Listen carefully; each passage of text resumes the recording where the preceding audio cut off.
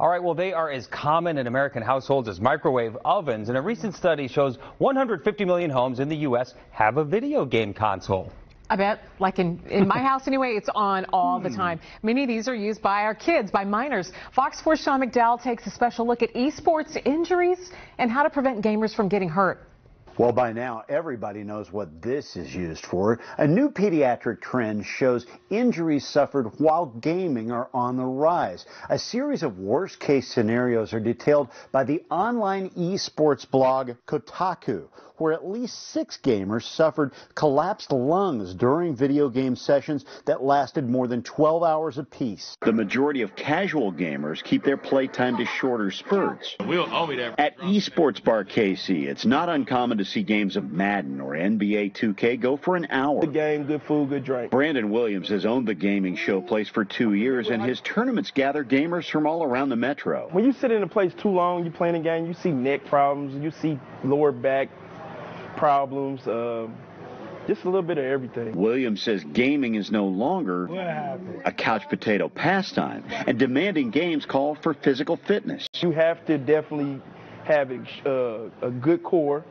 to be able to sit up straight at the times. You got them. And at Park University, they take the game seriously. You're going to flip your hand over. And there's a focus on preventing injury. We are more like traditional sports than I think people realize. Ashley Jones is Park's esports coach. She leads 22 serious gamers into competition, facing off with other colleges in skill-based video games. This we actually learned from kind of the local chiropractor. Jones and her e-athletes stretch before and during gameplay, and these ergonomically correct gaming chairs help them maintain strong posture. There's periods of time where me personally, I need to stop and just flex my arms and wrists and fingers just to make sure I'm still in tip-top shape for the gaming. Making sure that in between matches they are standing up, walking around, doing any other, if they're feeling tight, any other kind of necessary stretches. So we're definitely trying to combat that. Periodic stretching and positive posture line up perfectly with what doctors are saying.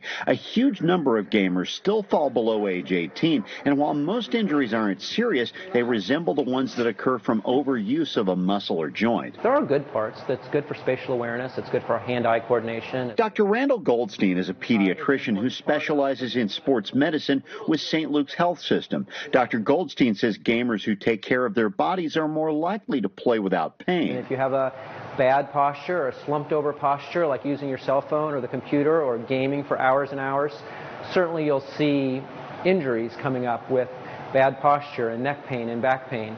But what's most common is probably wrist and thumb injuries. Dr. Goldstein also has concerns about eye strain and the effects that staring at a screen for long periods of time could have on young gamers' eyes.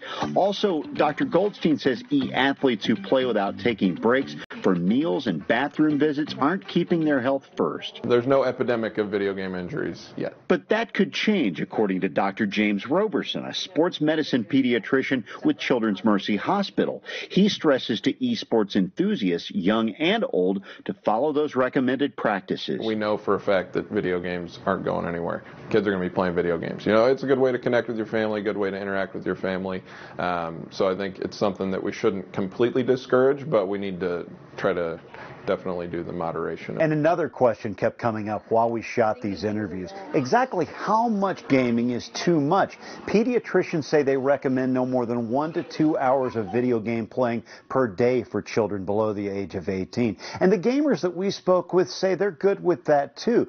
In fact, they recommend that if game playing is hurting a person physically, mentally, or within their family or social circles, maybe it's time to take a break and sit out a few games. Sean McDowell, Fox 4 News. There's also a mental health concern, according to physicians. The American Academy of Pediatrics says 10% of all kids ages 8 to 18 are addicted to playing video games. Doctors and gamers we spoke with also encourage positive conversation between e-athletes and their parents to avoid dependency as well as feelings of depression and isolation.